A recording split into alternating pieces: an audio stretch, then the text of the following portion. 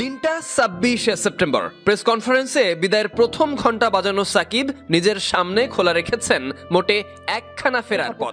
আসলে তাদের জন্য মনে হয় আরো খেলতে থাকি, বাট সব সমর্থনের জন্য আমি তাদের ৯ জন পরিচালক ও প্রধান নির্বাহী কর্মকর্তাকে সঙ্গে নিয়ে বৈঠক শুরু করলেন সভাপতি ফারুক আহমেদ। আসসালামু আলাইকুম সুপ্রিয় দর্শক বন্ধুরা, ভারতের কানপুর স্টেডিয়ামে সংবাদ সম্মেলনে এসে টি-20 এবং টেস্ট থেকে অবসরের ঘোষণা দিয়েছিলেন সাকিব আল হাসান। তবে এবার অবসরের ঘোষণা দেওয়ার 2 ঘন্টা পেরোতে না পেরোতে এবার যেন শুরু পরিবর্তন হতে চলেছে। দর্শক বন্ধুরা, আবার শেষ পর্যন্ত তামিম ইকবালের মতন সাকিব আল হাসানেরও এমন ঘটনা ঘটতে যাচ্ছে। দর্শক বন্ধুরা, আবার শেষ পর্যন্ত টি-20তে ফেরার আভাস দিয়েছেন এবং সেই সাথে তিনি বলেছিলেন টি-20 নাকি টি-20 বিশ্বকাপেই তার শেষ ম্যাচ ছিল। তবে এবার শেষ পর্যন্ত তিনি আবারও টি-20 ফিরতে চান। দর্শক বন্ধুরা, এমন কিছু গুরুত্বপূর্ণ তথ্য তুলে ধরেছি। এদিকে এবার সাকিব আল হাসান এবং সেই সাথে বিপিএলকে কেন্দ্র করে বাংলাদেশ ক্রিকেট বোর্ডের বৈঠক হতে চলেছে। দর্শক বন্ধুরা, চলুন আমরা সেই সকল বিষয়গুলো জেনে নেই এবং সেই সাথে তবে কি এবার টি-20তে ফিরছেন সাকিব আল হাসান। দিনটা ২৬শে সেপ্টেম্বর। প্রেস কনফারেন্সে বিদায়ের প্রথম ঘন্টা বাজানো সাকিব নিজের সামনে খোলা রেখেছেন মোটে একখানা ফেরার পথ। প্রেস কনফারেন্সে সাকিব নিজেও হয়তো জানতেন যেটা বলছেন সেটা অপ্রাসঙ্গিক, তাই অপ্রাসঙ্গিক হলেও বলে ফেলা কথাটা অনেকের কাছে শুনতেও তেমনই লেগেছে। তবে চরম বাস্তবতা, ইতিহাসের সবকিছুরই ইতি আছে, সাকিবও সেটারই অংশ। ক্রিকেট এ জাতির আবেগ, আর ক্রিকেটাররা যেন হৃদস্পন্দনের মতো, সেটা থেমে গেলে এমন ভাবতেও তো অবাক লাগে। শেষ দেখে ফেলা সাকিবকে নিয়েও তাই অনেকের প্রশ্ন, তাহলে কি ভারতের বিপক্ষেও টি-20 সিরিজে খেলছেন না সাকিব? প্রশ্নটা শুনেই সাকিব আল হাসান হাসতে হাসতে বললেন, আমার মনে হয় আমি শেষ ম্যাচ খেলে ফেলেছি বিশ্বকাপে। অর্থাৎ কানপুর টেস্ট খেলেই সাকিব ফিরে যাবেন। আগামী ৬ অক্টোবর থেকে হতে যাওয়া আসন্ন টি-20 সিরিজে আর দেখা যাবে না অভিজ্ঞ এই অলরাউন্ডারকে। তবে ভবিষ্যতে কি আর দেখা যেতে পারে? আপাতত টি-20 নিয়ে ভাবনা না থাকলেও ফেরার একটা ইঙ্গিত দিয়ে রাখলেন সাকিব। কানপুরের সংবাদ সম্মেলনে সেসব নিয়েই কথা বলেছেন সাকিব। এ সময় টেস্ট ক্রিকেট থেকে অবসর নিয়ে কথা বলেন। প্রাসঙ্গিক না হলেও টি-20 ঘিরেও নিজের পরিকল্পনার কথাও জানিয়েছেন। সাকিব জাতীয় দলের হয়ে এখন পর্যন্ত ৭০খানা টেস্ট খেলেছেন, ৪,৬০০ রান করেছেন। দেশের পক্ষে সর্বোচ্চ ২৪২ উইকেট নিয়েছেন এই অলরাউন্ডার। টি-20 খেলেছেন ১২৯টি। তার ব্যাট থেকে এই ফরম্যাটে ২৫৫১ রান এসেছে, উইকেট নিয়েছেন ১৪৯টি।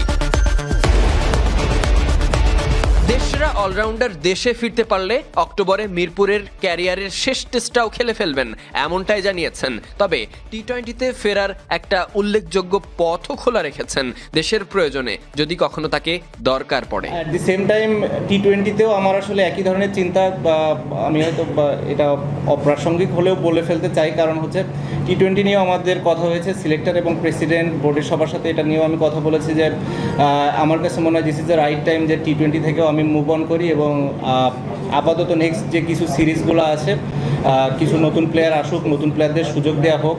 অ্যাট দি সেম টাইম আমি যদি ফ্র্যাঞ্চাইজি লিগ খেলাগুলোর সুযোগ পাই, এখানে ভালো করতে থাকি। দেশি পাকা টমেটো আর সিক্রেট রেসিপির কম্বিনেশনে তৈরি প্রাউন সসের বস। ৬ মাস ১ বছর পরে যদি কখনো মনে করে বিসিবি যে হ্যাঁ না, এখানে টি-20তে আমার কন্ট্রিবিউট করার একটা সুযোগ আছে, আমি পারফর্ম করছি এবং ফিট আছি, দেন আমরা ডিসাইড করতে পারি। বাট অ্যাট দিস মোমেন্ট আমি নিজেকে অন্তত টি-20তে দেখছি না।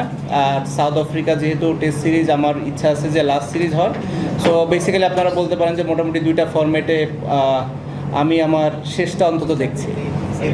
না, এখন আসলে এই সিরিজগুলো আমি খেলার আমার কোনো রিজন আছে বলে মনে করি না। আমার কাছে মনে হয় নতুন নতুন কিছু প্লেয়ারদের সুযোগ দেওয়া উচিত এবং তাদেরকে দেখার এটাই সব থেকে বড় সময় কিংবা সুযোগ।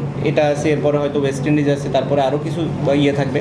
আমার মনে হয় ২০২৬ সালের যদি দিকে বাংলাদেশ ক্রিকেট বোর্ড চিন্তা তাকায়, তাহলে সেটাই হবে সব থেকে ভালো দিক এবং এটা আমরা সবাই মিলে ডিসিশন নিয়েছি এবং আমরা সবাই এটাতে একমত।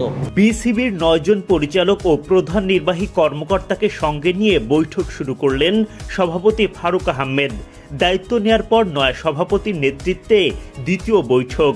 বিকেল ৪টা নাগাদ এই বোর্ড মিটিং শুরু হয়। তার কয়েক ঘন্টা আগেই আনুষ্ঠানিকভাবে নিজের অবসরের দিনক্ষণ জানান টাইগার অলরাউন্ডার সাকিব আল হাসান। দেশের সবচেয়ে বড় তারকার অবসর, তাই তো স্বাভাবিকভাবেই এই বিষয়ও চলে আসবে এই বোর্ড মিটিংয়েও। আগামী অক্টোবরে ঘরের মাঠে দক্ষিণ আফ্রিকার বিপক্ষে টেস্ট ফরম্যাটকে বিদায় বলবেন সাকিব। হোম অব ক্রিকেট খ্যাত মিরপুরে বিদায় নিতে চান তিনি। খেলোয়াড়ের পাশাপাশি বিগত সরকারের আমলে এমপিও ছিলেন টাইগার অলরাউন্ডার। তাই তো সরকার পতনের পর তার প্রতি জনরোষ তীব্র। এমন সময়ে ঘরের মাঠে তাকে নির্ভর রেখে কিভাবে বিদায় দেয়া যায় সেই পরিকল্পনাও হয়তো করবেন বোর্ড কর্তারা। বাংলাদেশ ক্রিকেটে মাঠ থেকে বিদায় নেওয়ার খুব একটা রীতি নেই, তবে সাকিবের বিদায়টা নিঃসন্দেহে স্মরণীয় করে রাখতে চাইবে বিসিবি। বৃহস্পতিবারের এই বৈঠকে আরও বেশ কিছু গুরুত্বপূর্ণ ইস্যুর সুরাহা হওয়ার কথা। এদিন মিটিংয়ের শুরুতেই প্রয়াত ক্রীড়া সাংবাদিক অঘোর মণ্ডলকে স্মরণ করেন পরিচালকরা। দাঁড়িয়ে নীরবতা পালনের মাধ্যমে তার প্রতি জানান শ্রদ্ধা। সরকার পতনের পর বেশ কয়েকজন পরিচালক লাপাত্তা, অনেকেই টানা 3টা বোর্ড মিটিংয়ে অনুপস্থিত। বোর্ডের গঠনতন্ত্র অনুযায়ী যৌক্তিক কারণ ছাড়া পরপর 3টা মিটিংয়ে অনুপস্থিত থাকলে পরিচালক পদ থাকে না। তাদের বিষয়েও আলোচনা হওয়ার কথা এই মিটিংয়ে। আলোচনার অন্যতম বড় ইস্যু বিপিএল। সব ঠিক থাকলে 27 ডিসেম্বর 11তম আসর শুরু হওয়ার কথা। তার আগে প্লেয়ার্স ড্রাফট। পূর্বের সিদ্ধান্ত অনুযায়ী সেপ্টেম্বরের শেষ দিকে অনুষ্ঠিত হওয়ার কথা ছিল এই ড্রাফট। যদিও বোর্ডের পরিবর্তনে সেটি অক্টোবরে হতে যাচ্ছে। জানা গেছে অক্টোবরের দ্বিতীয় সপ্তাহে প্লেয়ার্স ড্রাফটের পরিকল্পনা। সভায় এই বিষয়ে নেওয়া হতে পারে চূড়ান্ত সিদ্ধান্ত। এর বাইরে বিসিবির স্থায়ী কমিটি, জাতীয় দল, নারীদের টি-20 বিশ্বকাপের মতো গুরুত্বপূর্ণ ইস্যুতে আলোচনা হতে পারে। বৈঠক শেষে আনুষ্ঠানিক ঘোষণার মাধ্যমে চূড়ান্ত সিদ্ধান্তগুলো জানাবেন সভাপতি ফারুক আহমেদ। সাকিব আল হাসানকে পাওয়া গেল। সাকিব ভাই, একটু আগে আপনার সিদ্ধান্ত নিলেন যে আপনি টেস্টে থামার সিদ্ধান্ত আর টি-20-তে হুট করে নাকি? না হুট করে না, এগুলো আলোচনা করে বিসিবির সাথে আলোচনা করে, সিলেক্টরদের সাথে, কোচ, ক্যাপ্টেন সবার সাথে আলোচনা করে সিদ্ধান্ত নেয়। আর থামার আগে কি ফ্যানদের জন্য কিছু বলতে চান কিনা, যদি আপনার শেষ টেস্ট হয়ে থাকে? না, আসলে তারা সবসময় সাপোর্ট করেছে, আসলে বা তাদের জন্য মনে হয় আরো খেলতে থাকি, বাট সবকিছুর একটা শেষ আছে।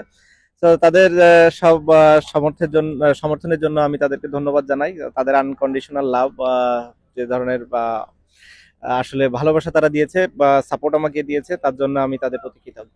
আর লাস্ট ম্যাচেস আপনার পুরো ক্যারিয়ারটাই অ্যাচিভমেন্টে ভরা, নিজের অ্যাচিভমেন্ট নিয়ে এখন পর্যন্ত তো খুশি, কোনো আক্ষেপ তো থাকার কথা না?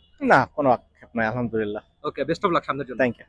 সাকিব আল হাসান ছিলেন, তাকে পাওয়া গেল বলছিলেন। তো দর্শক বন্ধুরা, আপনারা হয়তো পুরো ভিডিও দেখে এবং সে সাথে সকল বিষয়গুলো জেনে অবশ্যই বুঝতে পেরেছেন, কারণ তিনি কিছুটা আবেগের বশে টি-20 থেকে অবসর নিয়েছিলেন।